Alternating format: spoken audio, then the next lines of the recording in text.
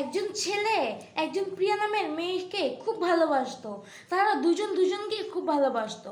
একদিন সেই মেয়েটা সন্দেহ করতে শুরু করলো যে সেই ছেলেটা কি তার সাথে টাইম পাস করতেছে না তাকে সত্যি সত্যি ভালোবাসে।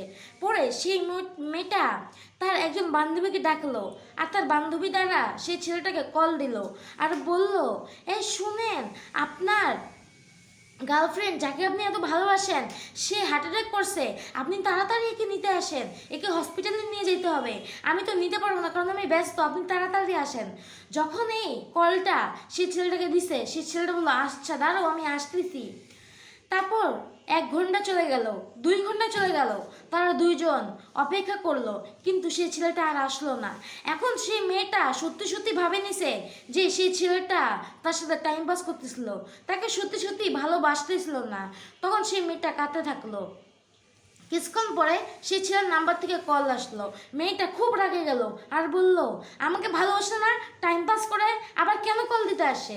পরে সে কল ধরলো। কল ধরার পর ওই পাশ থেকে একজন বৃদ্ধ লোক বলল, আরে এই ফোনটা যার, এই ফোনটার মালিক যে, সে একটু আগে অ্যাক্সিডেন্ট করছে, সে অনেক জোরে বাইক চালাচ্ছিল আর সে অ্যাক্সিডেন্ট করছে।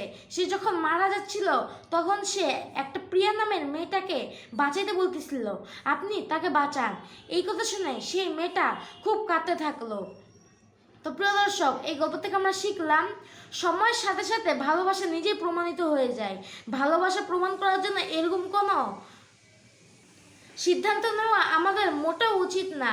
সেই মেয়েটা তো প্রমাণ করে দিল যে সেই ছেলেটা তাকে ভালোবাসে, কিন্তু সেই ছেলেটাই এখনো বাঁচলো না যে সেই মেয়েটাকে ভালোবাসা দিবে। তো প্রিয় দর্শক, গল্পটি আপনাদের কাছে কেমন লাগলো অবশ্যই কমেন্ট বক্সে জানাবেন। আজ এ পর্যন্তই, সবাই ভালো থাকবেন, সুস্থ থাকবেন, আমার জন্য দোয়া করবেন। ধন্যবাদ।